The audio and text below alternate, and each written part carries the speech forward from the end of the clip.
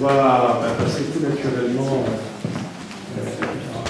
avec M. Maxime Brunet, je crois qu'il est là, et sommelier, qui va tout nous dire également sur. Je rappelle qu'il est sommelier dans un bel établissement qu'on appelle le Château d'Eau à Dijon. Et que on va vous poser la même question. Vous allez nous présenter votre vie personnelle, comment ça se passe, quand est-ce que vous le conseillez, est-ce qu'il y a une demande spontanée ou pas, et surtout, la question a été posée, avec quoi les accords des vins, ça nous intéresse dans votre point de vue. Voilà, oui.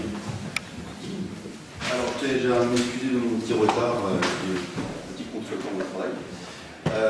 Donc, bonjour à tous déjà. Voilà, comme je me suis expliqué, je suis sommelier au Chapeau Rouge à Dijon. Voilà, je travaille avec un chef Guillaume Frachot. J'ai la chance de travailler énormément l'accord mets et vins. Le chef est passionné par les plats. Et donc, j'ai vraiment la chance de pouvoir, à chaque fois qu'on élabore un plat, on évolue dans le plat, on parle beaucoup de vin, on goûte beaucoup de vin par rapport à tout ça. Et plus près du micro, s'il vous plaît.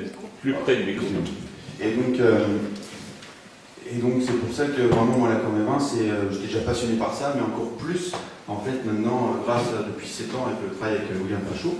Alors déjà en fait, il faut déjà bien mettre quelque chose vraiment au point, c'est que l'accord mets vins il est vraiment biaisé en fait à l'heure actuelle.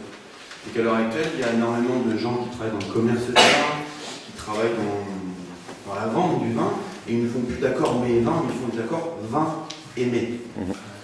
La nuance, ça peut être utile, mais elle est assez forte. C'est-à-dire qu'un accord vin et mets, on va élaborer, on va penser à un mets par rapport au vin pour mettre en avant le mets, le vin plutôt.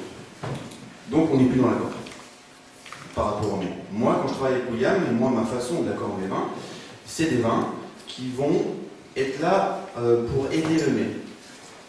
Et en fait, souvent, on se rend compte que les vins qui suffisent à eux-mêmes, souvent en dégustation pure, qui sortent très très haut en dégustation, qui sont toujours les meilleurs en dégustation, c'est pas forcément les vins les plus intéressants en termes d'accord mets.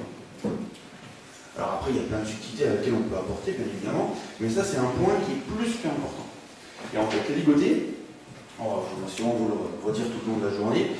Moi, ce que j'aime beaucoup avec la ligotée, la ligotée, j'aime pas trop parler que de la ligotée, mais avec ce cépage, c'est que c'est vraiment une éponge à terroir.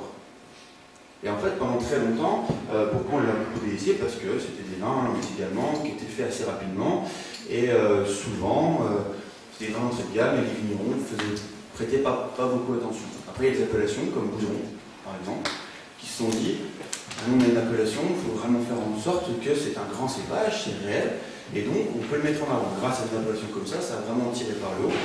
Puis maintenant il y a des associations comme j'en parlais tout à l'heure, il y a des ligoteurs qui mettent en avant ce cépage et on commence à le connaître.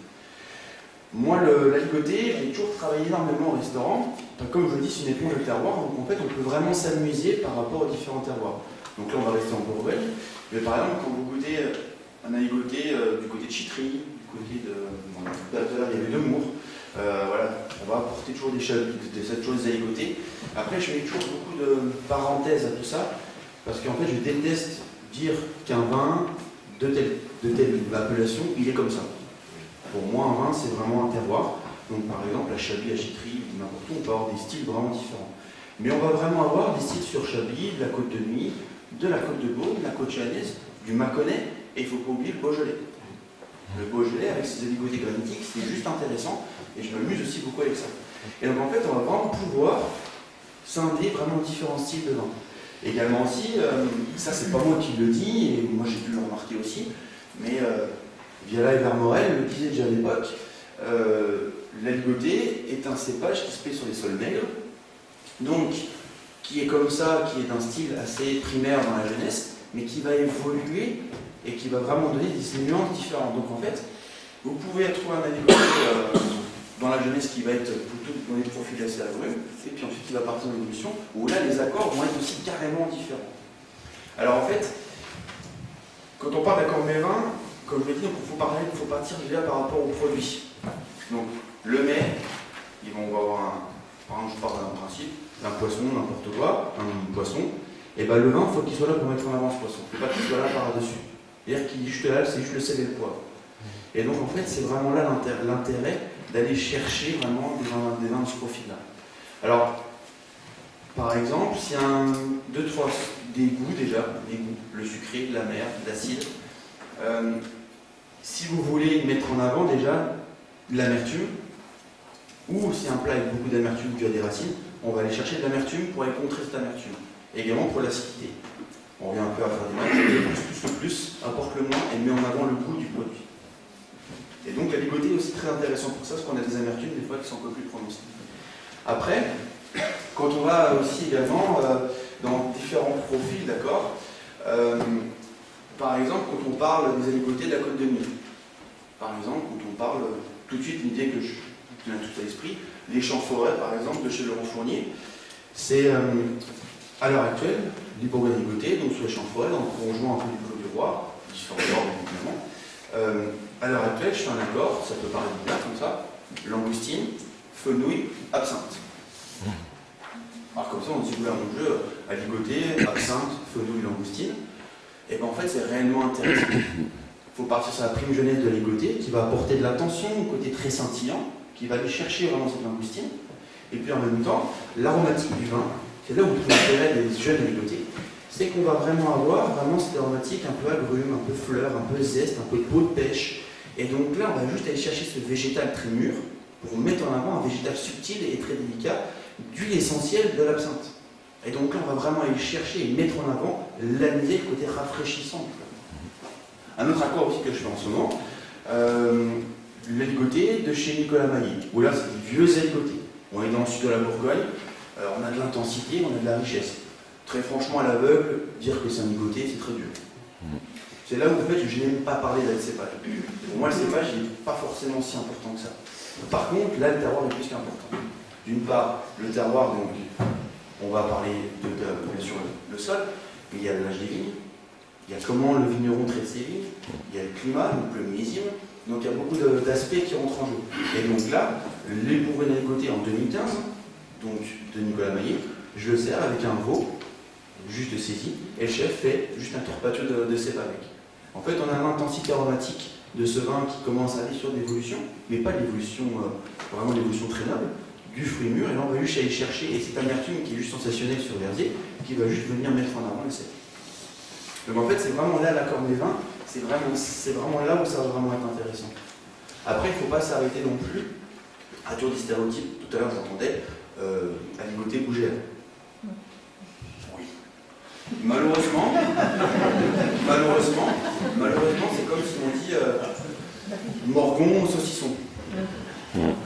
Vous avez raison, c'est bon, moi j'aime beaucoup boire un aligoté. Pour un apéritif. Voilà. Ah oui, bien sûr. Oui, bien sûr, tout à fait. Mais en fait, c'est pareil. On parle toujours d'accord des vins, toujours ces vins, morgon. C'est comme si on disait, je veux Chambertin. Bon, on ne peut pas en compte. Ouais, ça mérite aussi un peu mieux, des fois, on peut dire. Et en fait, si on arrêtait aussi d'avoir des préjugés comme ça, aligoté gougère, Beaujolais, et bah peut-être qu'on réussirait aussi à se dire, et bah on enlève cette étiquette d'aligoté un peu buveur d'étiquette. Je dis pas, c'est pas négatif ce que je dis, c'est normal, on est tous des buveurs d'étiquette. Mais à se dire aussi, bon, je goûte le vin pour le vin, et ce vin, de quoi il me fait parler quand je goûte un aligoté de Bouzeron, c'est scintillant, c'est précis, c'est une pureté assez incroyable, et c'est intéressant quand ça a 4-5 ans de bouteille. Et donc là, ça commence à aller sur des notes un peu de fleurs jaunes, et donc là, on peut se dire, ah ça, si j'apporte un joli cendre, voilà, un beau cendre avec une chair un peu moelleuse, la fraîcheur va jouer avec le moelleux, vraiment à l'intensité du cendre, et puis en même temps, l'aromatique fleur jaune, ah, si j'apportais pas 2-3 petites écrevisses du côté de la Bresse là.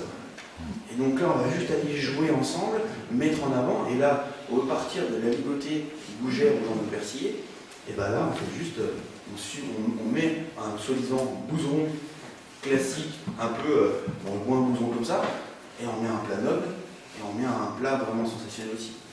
Et c'est aussi ça aussi, je pense qu'il faut arrêter d'avoir toujours ces préjugés, dire aligoté, bon, je n'ai vu ça à l'apéritif. Non. Un vin à l'apéritif, et ça j'en suis persuadé, il faut boire des vins, comme je vous dis, qui suffisent eux-mêmes à l'apéritif. Donc, des fois, il ne faut pas avoir peur. Pour moi, l'apéritif, c'est beaucoup plus intéressant de boire un morceau un peu mou.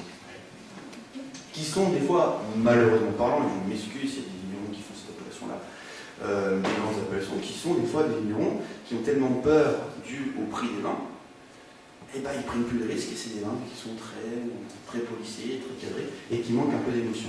Et c'est là où la ligotée rentre en jeu. La ligotée, c'est un cépage, souvent c'est un adolescent. C'est un cépage, c'est des vins qui ont tellement, ça part dans tous les sens, on ne sait pas où il va, des fois c'est tellement intéressant, que là on va dire, et ben là c'est des vrais accords, des vrais vins d'accord. Et par exemple, au chapeau rouge, j'ai des on a des stocks Michelin, donc une large clientèle, 90% de notre clientèle c'est des clientèle étrangère. La plupart du temps ils ne connaissent pas la ligotée. Il faut le dire aussi.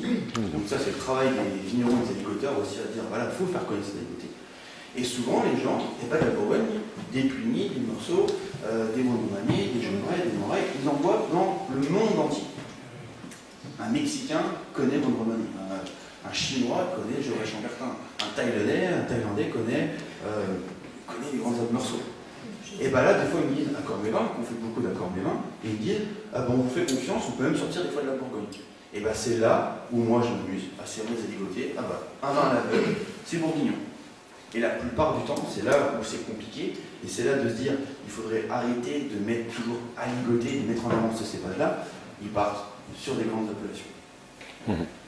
Donc c'est aussi là, c'est intéressant, c'est là aussi il faut jouer, je pense, avec les clients, avec les gens à qui vous servez, se dire, bah, pas que avec les côtés, mais d'autres cépages. Voilà, je vous sers ça, et maintenant dites-moi ce que c'est, et puis goûtez le vin pour le vin, et arrêtez d'avoir beaucoup de préjugés. Voilà, et c'est aussi des après. Un autre point aussi qui est très important, aussi dans l'accord Mévin, et dans la notion de tous les jours en restauration, c'est aussi la notion de prix. La notion de prix, si on part sur un Bourgogne ligoté de très haute volée, ou voire même Bouzon, c'est pas le même rapport qui a été pris qu'une grande appellation d'un cru, d'un premier cru de la côte de Bonne ou de la côte de Nîmes. Et c'est là où c'est aussi intéressant. Par exemple aussi, c'est des choses aussi à réfléchir aussi. La ligotée, on peut le trouver sec, bien évidemment, mais ça on oublie. Il y a quelques vignerons en côte de Beaune qui s'amusent aussi à le faire en sucré, en vendange tardive. Et là, on se dit, malheureusement, on n'arrive plus à vendre de sucre en restauration, c'est une réalité. Et ben, moi, quand j'ai des vins avec un peu de sucre résiduel, j'arrive à en vendre parce que les gens disent, on n'a pas envie de boire de ce vin, on a envie de boire, de découvrir. Et je pense qu'à l'heure actuelle, dans l'accord Mévin, les gens, et surtout la nouvelle génération, n'ont plus de préjugés. Et donc, on peut aller chercher vraiment les accords, aller chercher les vins et appuyer sur les vins que les gens n'ont pas l'habitude de goûter. Et donc, c'est là où ça va.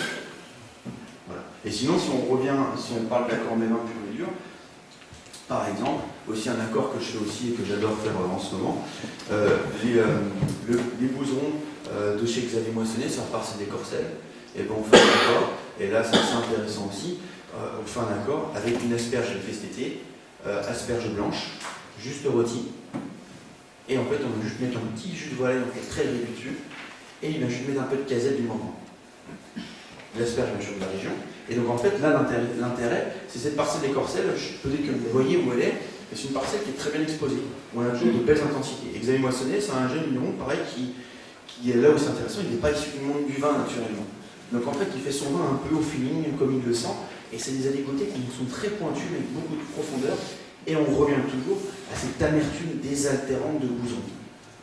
Qui est là l'amertume, va aller chercher l'amertume de l'asperge blanche.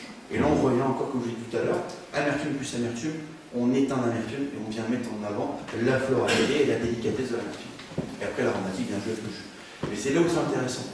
Et par exemple, c'est pareil, si vous avez par exemple des bouzons qui sont très tendus, très droits, je pense tout de suite aux bouzons de chez Olivier Demours.